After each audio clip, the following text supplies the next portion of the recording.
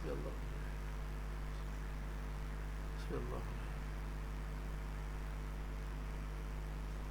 Allahumma salli ala sayyidina. Allahumma salli ala sayyidina.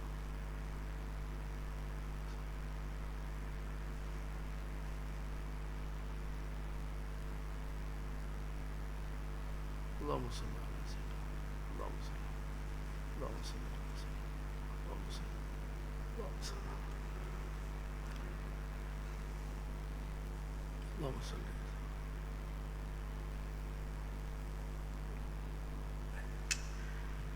Bismillahirrahmanirrahim. Alhamdulillah. Wassalatu wassalamu ala Rasulillah. Sayyidina Muhammad An-Nabiyil Karim wa ala alihi wa sahbihi ajma'in. Amma ba'du fa inna asdaqal hadits kitabullah wa khairal hadi hadi Muhammadin sallallahu alaihi wa alihi wa sallam wa syarral umuri muhdatsatuha wa kullu muhdatsatin bid'ah wa kullu bid'atin dhalalatun wa kullu dhalalatin finnar atau kama qala sallallahu alaihi wa alihi wasallam. Tuan-tuan, puan-puan yang berbahagia, assalamualaikum warahmatullahi wabarakatuh.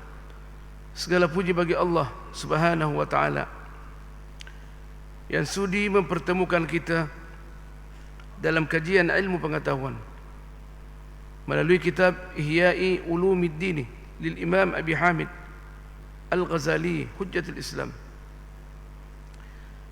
Mudah-mudahan kajian ini dapat memberikan segala bentuk keberkatan dalam kehidupan kita, terutama waktu kita berjumpa dengan Allah Subhanahu wa taala. Pembincangan kita pada siang hari ini berkaitan apa yang telah kita mulai daripada Rub'ul Munjiyat, bahagian yang keempat dan yang terakhir daripada Ihya Ulumuddin, perkara-perkara yang menyelamatkan kita daripada api neraka, di mana perkara ini dianggap sebagai mutiara ilmu tasawuf yang dimulai dengan maqamut taubah, taubat kepada Allah Subhanahu wa taala merupakan jalan yang pertama untuk mendapatkan keridhaannya. Naam. Apa itu taubat dan apa perbezaannya dengan istighfar dan kenapa kita mesti bertobat? Naam. Taubat itu kita meninggalkan secara praktikal apa-apa yang tidak disenangi oleh Allah Subhanahu wa taala. Sama ada perkataan atau perbuatan, dan lebih daripada itu yang berkaitan dengan al-a'malul qalbiyah, amalan hati kita, daripada ideologi. Kenapa kadang ulama tidak menyentuh masalah al-a'malul qalbiyah? Pertama, kerana hukum hakam hanya berkaitan dengan apa yang zahir, dan apa yang batin itu biasanya dapat dilihat daripada percakapan kita dan tindakan kita. Bila mana percakapan kita baik kerana Allah, bukan kerana bisnis, kerana Allah. Nah, dan perbuatan kita baik, maka pada biasanya kita punya ideologi baik. Sebab dia menterjemahkan kata-kata kita itu, menterjemahkan, dan perbuatan kita menterjemahkan apa dalam isi hati kita.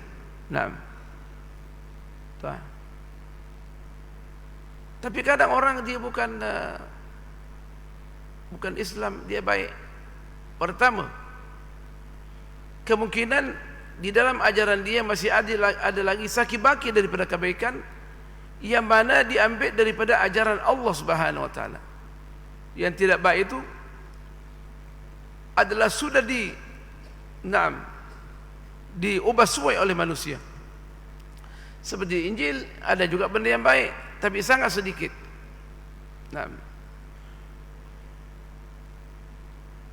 Yang baiknya yang sekarang tidak dirubah lagi oleh penganut Injil adalah bertolak ansur secara mutlak.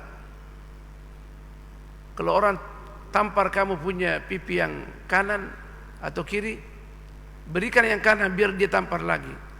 Tapi saya rasa manusia tak boleh berinteraksi dengan teori akhlak ni. Kalau mengundurkan diri, kita memaafkan orang, sudah tingkatannya sangat tinggi dalam Islam. Saya rasa orang Kristen pun tak mengamalkan.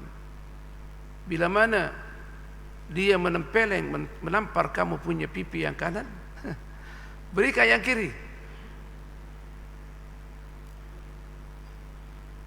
Dalam sejarah pertempuran, terutama di Spanyol, umat Islam adalah dibantai luar biasa. Tidak ada lagi peperangan dalam kehidupan ini, melainkan Islam memperlihatkan akhlak yang mulia. Bila mana sudah mati orang, maka mesti ditanam dengan baik. Tapi bila mana peperangan antara agama yang tidak didasarkan dengan agama, biasanya dicincang. Sudah mati dikoyak-koyak lagi. Itu yang berlaku di Aspania. Dan orang Kristen sendiri mengakui adanya umat Islam di dalam peperangan sangat mulia. Meskipun dizalim. Apa kira-kira itu? Sebab Islam mengatakan, bila mana kamu diserang, fa in qatalukum faqatiluhum. Bila mana mereka memerangi kamu, perangi mereka. Wala ta'tadu, jangan melampaui batas. Makanya itu sekarang ni di Gaza dan di Palestin, di mana tentera Israel banyak yang korban, tidak ada lagi tentera Hamas yang korban. Mereka memperlihatkan akhlak yang sangat mulia, sehingga di mana sekarang ni di Perancis tiap-tiap hari orang masuk Islam. Ditanya kenapa masuk Islam? Kita tengok akhlak yang paling mulia di Gaza, di Palestin. Anak-anak yang ditempur, yang dibom, yang sempat diselamatkan daripada timbunan bangunan, sempat mengucapkan alhamdulillah, masih hidup lagi. Budak-budak. Dia kata dulu hanya orang masuk Islam kemungkinan ratusan, ini ribuan tiap-tiap hari.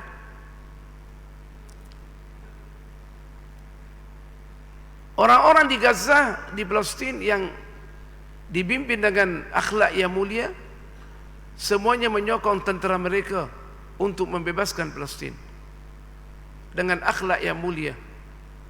Makanya itu Islam tersiar secara meluas dengan akhlaknya, terutama di Asia Tenggara. Tak ada peperangan. Ulama datang tidak membawa senjata, membawa akhlak yang mulia. Bila mana berjanji, tepat janjinya. Bila mana memimpin negara, sayang kepada rakyatnya, tentu mereka akan berbondong-bondong masuk Islam. Mereka dalam hal ini membedakan mana hak Allah dan mana hak manusia. Yang pertama sekali mesti ditahu, untuk kita bertaubat daripada apa yang dikatakan dosa-dosa besar atau dosa-dosa kecil. Kita mesti tahu hak Allah Subhanahu wa taala. Kata Imam Ghazali, ini memerlukan kajian untuk mengetahui perkara-perkara agama kita daripada semua aspek. Makanya Imam Ghazali mengkaji tentang masalah ibadat,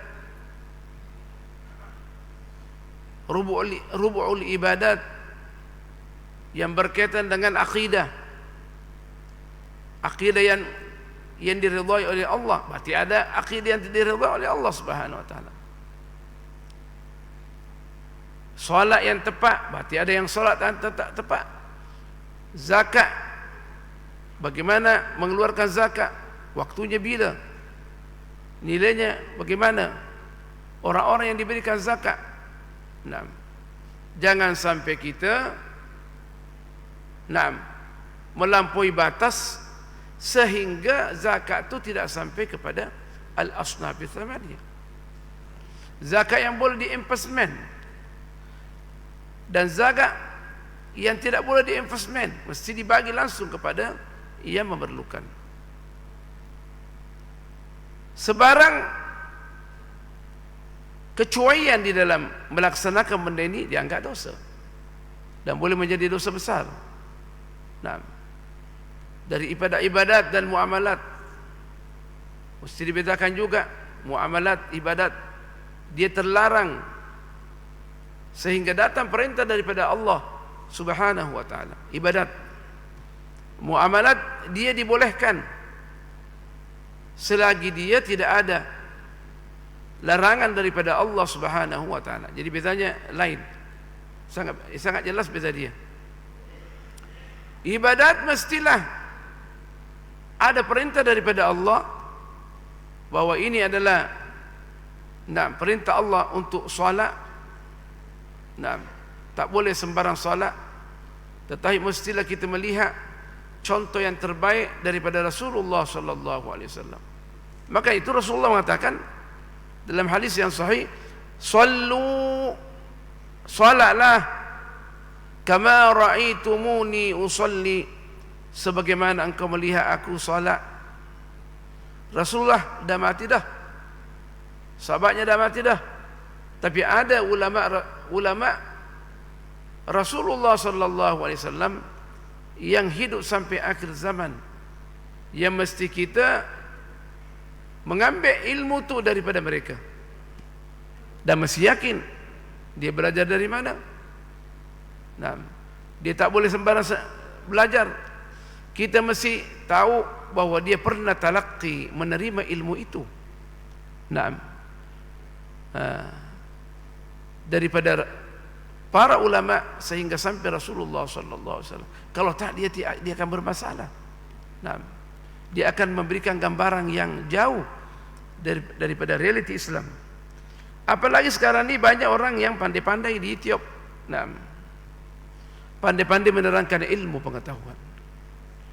Makanya itu ulama mesti dia sungguh-sungguh mengkaji, meskipun sudah talaqi, mengadakan juga murajaah. Sebab dalam bidang akidah pun kita sekarang ini masih bermasalah.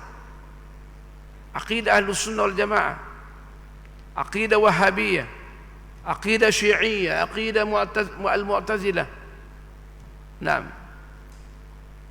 aqidatul Khawarij, aqidatul Al-Murji'ah.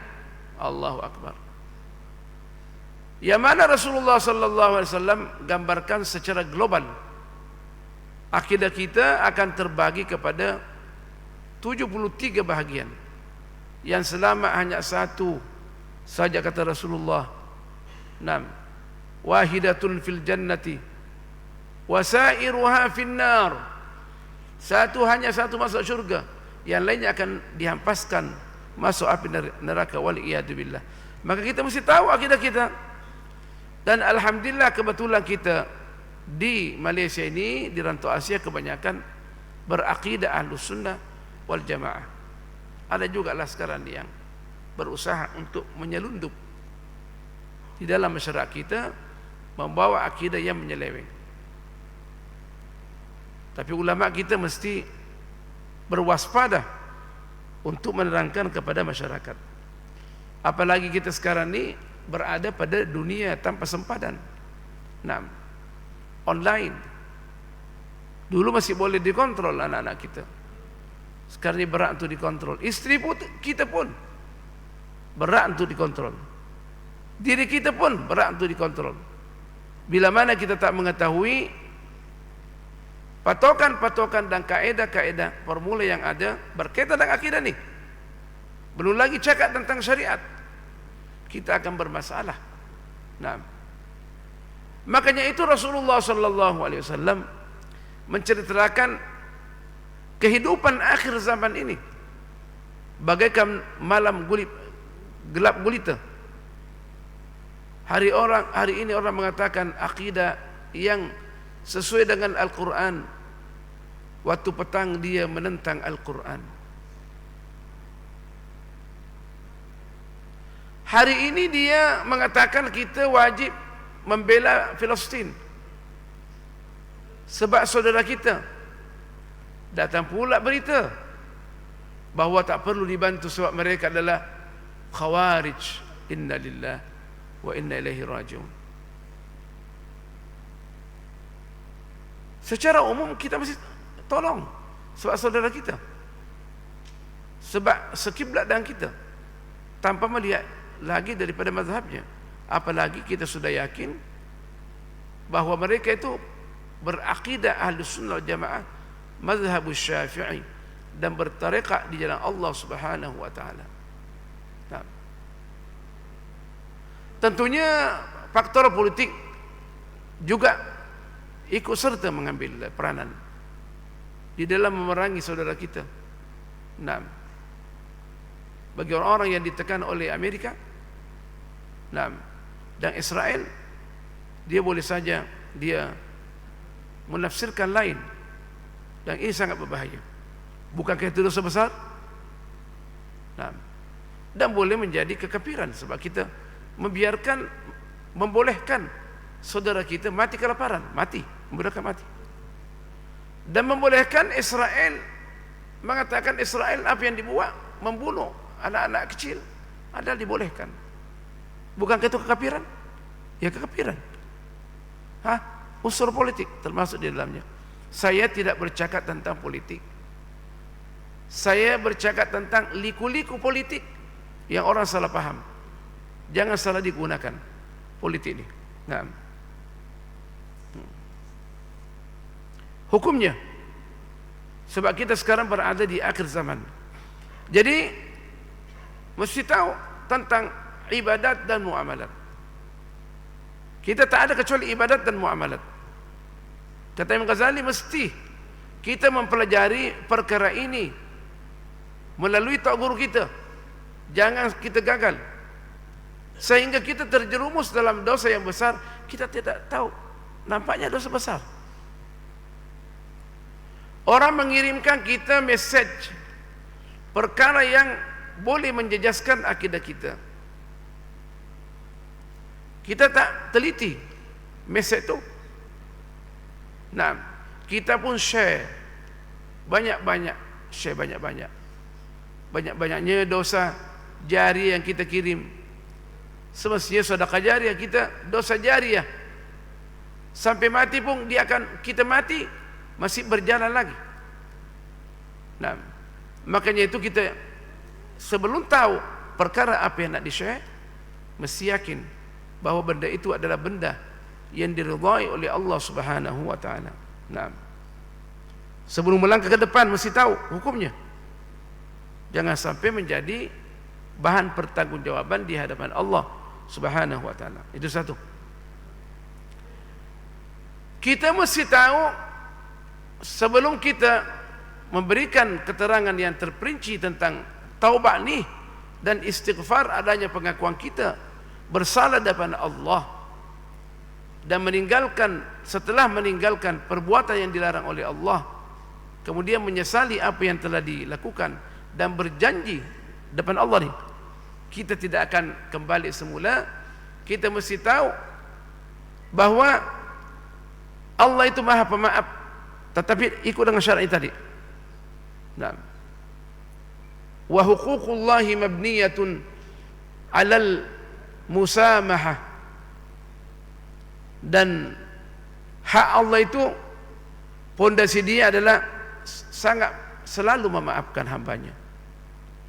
Sebab begitulah statement Al-Quran bahawa Allah itu Ghafurur Rahim, Maha Pemaaf dan Maha Pengasih. Cukup asal usul sifat di dalam Al-Quran, dalam semua surah 114 surah dimulai dengan Bismillahirrahmanirrahim kecuali surah At-Taubah. Nah, yang menunjukkan bahawa Allah Maha Pengasih dan Maha Penyayang terhadap hambanya. Allah tak menghendaki kita masuk api neraka. Bila mana kita tidak berkeras hati nak masuk api neraka, karena Allah memberikan pilihan kepada kita, wa hadainahun najdain, jalan ke surga dan jalan ke neraka. Silakan pilih sendiri. Jalan ke surga aku galakkan dan aku perintahkan. Jalan ke neraka aku tak perintahkan. Naam. Dan dikatakan wa nabluukum bisyarri wal khairi fitnah. Dan kami menguji kamu tentang apa-apa yang buruk dan apa-apa yang baik. Naam, sebagai ujian daripada Allah. Naam. Bagaimana kita nak pandai-pandai nak membezakan mana yang baik, mana yang buruk. Naam. Semua dijelaskan dalam Al-Quran. Wa ilaina turja'un. Hati-hati wahai manusia, kepada kamilah kamu akan dikembalikan. Jadi pertama, hak Allah Subhanahu wa taala, huququhu mabniyatun 'alal musamahah. Sebab begitulah Allah mengisytiharkan diri dia Maha Pemaaf. Dalam 13 surah ditambah dengan suratul Naml diulangi 2 kali. Pada awal suratul Naml dan juga pertengahan celah-celah suratul Naml, innahu min Sulaimana wa innahu bismillahirrahmanirrahim. Surah yang dikirim kepada Ratu Balqis untuk menyerahkan diri kepada undang-undang Allah Subhanahu wa taala. Inilah surah aku wahai Balqis. Tunduklah kepada peraturan Allah Subhanahu wa taala. Innahu min Sulaiman wa innahu bismillahirrahmanirrahim, agar engkau selamat, bahagia dunia dan akhirat. Jadi itu berkaitan dengan Allah. Allah sangat pemurah bagi manusia. Manusia ada 4 syarat. Kalau Allah 3 syarat saja, kita meninggalkan serta-merta perbuatan itu dan kita menyesali apa yang kita buat, dan kita berjanji ke hadapan Allah tidak akan buat lagi. Maka bila mana syarat ini tepat, Allah akan mengampuni dosa-dosa kita, dan semua apa yang kita telah lakukan yang bertentangan dengan Islam akan dibalikkan menjadi kebaikan di sisi Allah Subhanahu wa taala. Itu mudah saja bagi Allah Subhanahu wa taala. Dia menangis, ya Allah, dulu saya berbuat maksiat, begini dan begini, dan dia sungguh-sungguh tidak akan mengulangi lagi. Allah akan menjadikan kejahatan itu kebaikan. Yubaddilullahu sayyiatihim hasanat. Niscaya Allah menukar kejahatan dia menjadi kebaikan. Wa kana Allahu ghafurar rahima. Dan Allah itu sangat pemaaf, Maha Pemaaf dan Maha Pengasih. Begitukah? Begitu.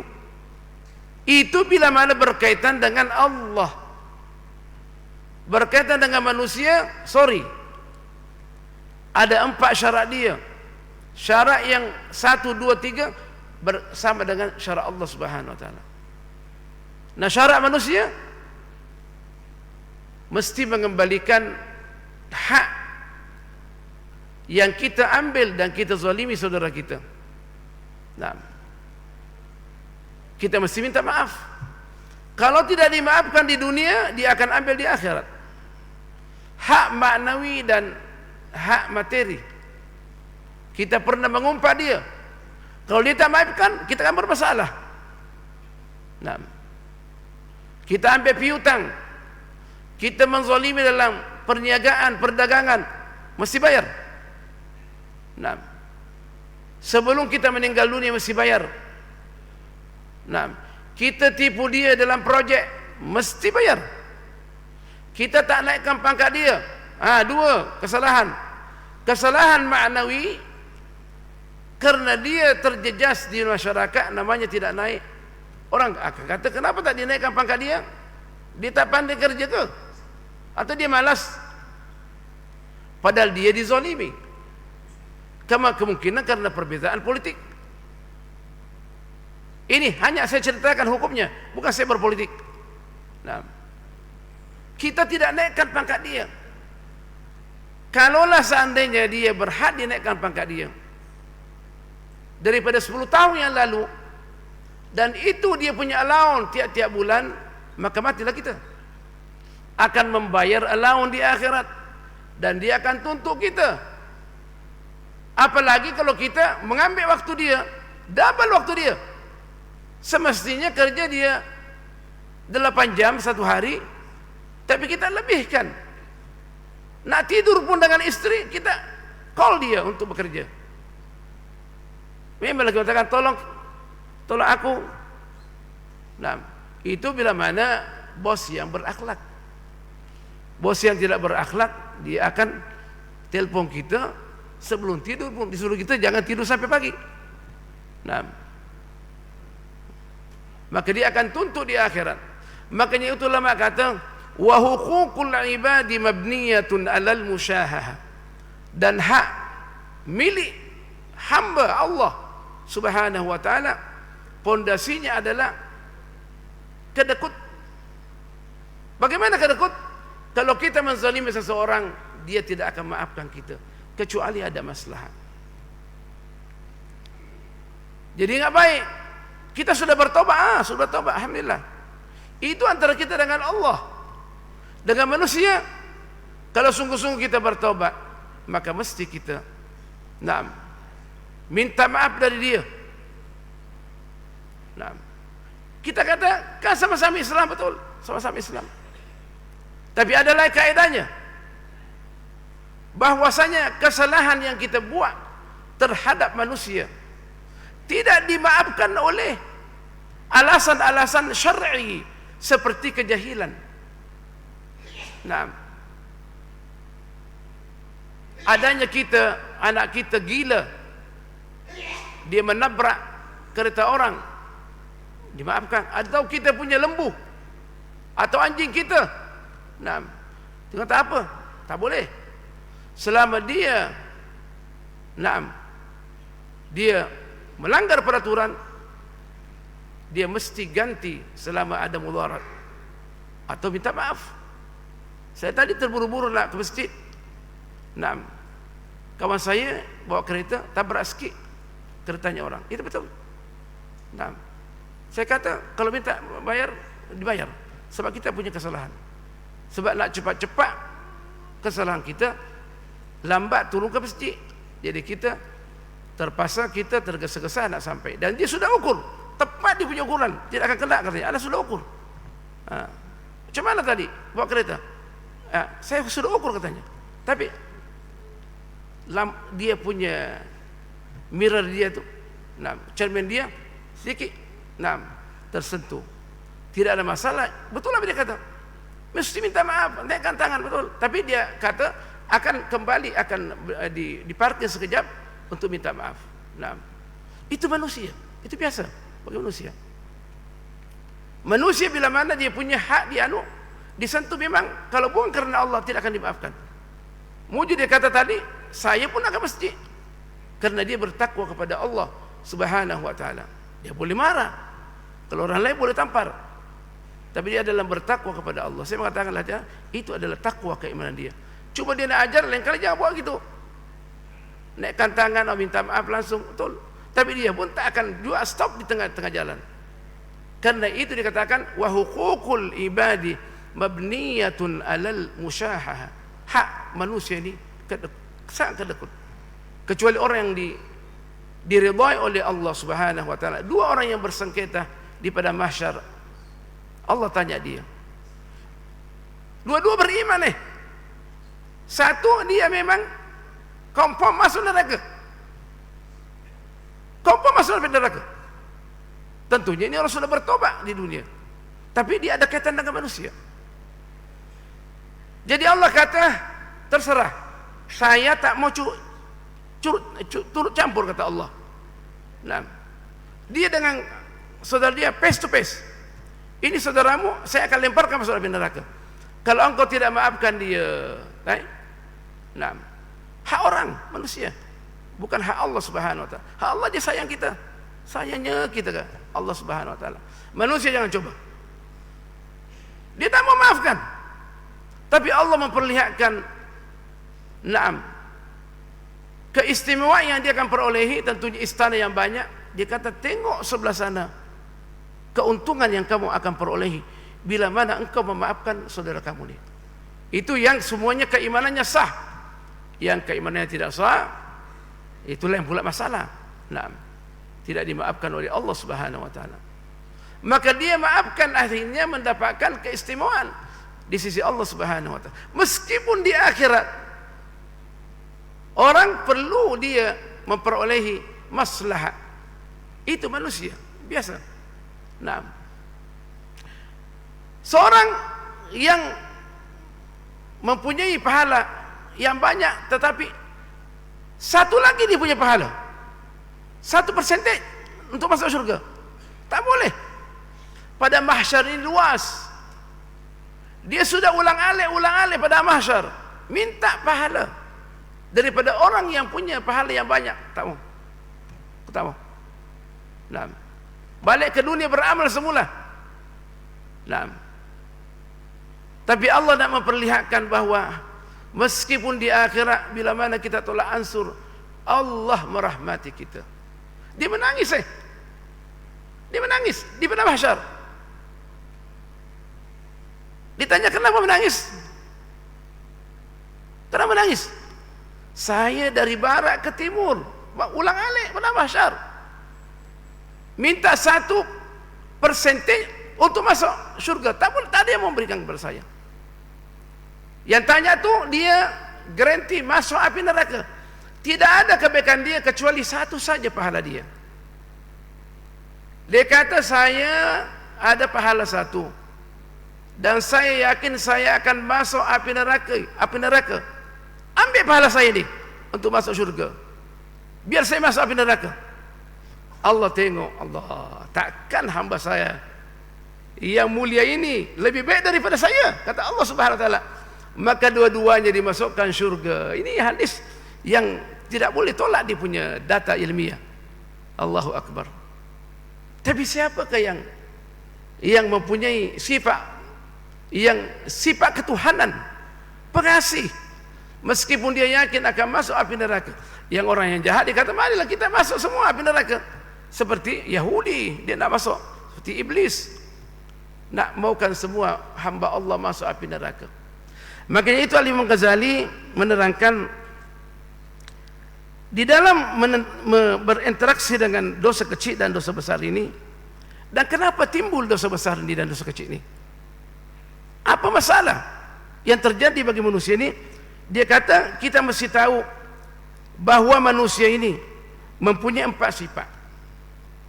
As-sifatur ar-rabbaniyah atau sifatur rububiyah. Sifat yang kembali kepada Allah. Ada orang bukan orang alim, orang biasa saja, tapi suka memaafkan orang. Ditampar, astagfirullahaladzim. Ada pada saya tengok sini orang ditampar, dia astagfirullahaladzim. Itu bukan semudah itu. Saya kemungkinan boleh melawan, meskipun saya punya serbang besar. Dia punya astagfirullahaladzim, astagfirullahaladzim. Saya tengok, dan tidak balas dendam pun. Itu menunjukkan sifat Rabbaniyah yang ada sama orang itu. Dan sebalik daripada itu, sifatin atau sifatun syaitaniyah, sifat syaitan. Allah. Kemudian sifatul bahimiyah, sifat binatang ternak. Selalu dia nak makan, minum, bersetubuh dengan istrinya. Sifatun bahimiyah, kerjanya gitu. Wa sifatun sabu'iyah, sifat binatang buas. Kenapa demikian? Pertama, ulama kita, kalau kita baca Ihya'ul Ulumuddin, dia kembali kepada permakanan kita dan minuman kita. Makanya itu Islam menegaskan, pertama-tama, kalau kita nak makan daging, makanlah daging kambing. Kenapa mesti daging kambing? Bukankah itu mengandung kolesterol? Dikaji secara saintifik. Pertama, daging kambing dia punya kolesterol dibanding yang lainnya, dia sangat rendah kolesterolnya. Satu, kolesterolnya adalah dia kolesterol yang tidak memberikan mudarat kepada badan kita. Bahkan dia mengaktifkan supaya kita, badan kita cergas dan panas kita waktu dingin ini, cergas badan kita. Unsur kerohanian dia, itulah sebabnya tidak ada para nabi dan para rasul melainkan mereka pernah mengembala kambing. Maka dikatakan dia binatang yang sangat mulia. Nah, binatang yang sangat mulia ada binatang kambing. Nah, sangat indah. Nah, maka kita sangat menyesali bila mana orang yang membenci kambing. Nah, dulu dokter-dokter yang bukan orang Islam dia mengatakan sangat berbahaya. Sekarang baru ini kita tengok kena terbuka. Nah, apa namanya, dunia internet ini boleh kita baca bahwa kambing sangat luar biasa. Makanya itu dokter menyarankan makanlah sedikit sesuai yang diperlukan tubuh badan kita. Tentunya kita makan berlebihan, benda halal pun akan menjadi haram. Dan bila mana benda haram itu ada di tubuh badan kita, maka akan memberikan pengaruh negatif terhadap akhlak kita. Itu otomatik. Itu baru kambing kalau melebihi. Bagaimana kalau makan binatang buas seperti buaya? Meskipun ada yang berifta bahwa boleh dimakan. Nah, dalam mazhab Ahlussunnah, kita mazhab Syafi'i, kita tak dibolehkan, haram, sebab dia hidup dalam dua daratan, di darat dan di laut dan di air. Jadi tak boleh dalam mazhab kita, itu permula dia. Tapi ada yang membolehkan. Nah, sehingga bila mana dia makan seperti buaya, maka dia memberikan kesan negatif terhadap akhlak dia. Nah, pembahagian waris, adik-beradik dia nak banyak, atau kalau boleh dia tipu, dia ambil belaga hak adik-beradik dia. Itu sifat buaya, dia nak ambil belaga. Kalau perlu tak dapat makanan, dia makan buaya yang sama. Allahu Akbar. Nah, sifat rububiyah berkaitan dengan Allah, sifat syaitaniyah yang bertentangan, sifat bahimiyah, sifat binatang ternak, dan sifat as-sabu'iyah, nah, binatang buas. Nah, ada lebih yang jorok lagi. Lebih dari itu adalah babi. Di mana babi ini tidak ada benda yang baik dalam babi, karena dia diciptakan untuk menyelesaikan benda-benda yang kotor. Nah, makanya bakteri dia, semua binatang, semua bakteri boleh ditangani, kecuali bakteri babi. Nah, ini kerja saintifik. Jangan orang mengatakan pula ini unsur agama pula nih, nak mengadakan kerusuhan. Tak, bukan. Kita sampaikan masalah saintifik. Al-Quran hanya mengatakan jangan makan, dia dosa besar. Yang mengkaji tentang bakteria babi ini adalah orang Barat juga, orang bukan Islam. Dia mengkaji meskipun bagaimana kuatnya sarana teknologi untuk menghancurkan, membasmi bakteri babi itu, bila mana dia kering, kita tengok dia sudah habis, dia akan tumbuh balik menjadi bakteria, tidak akan diselesaikan.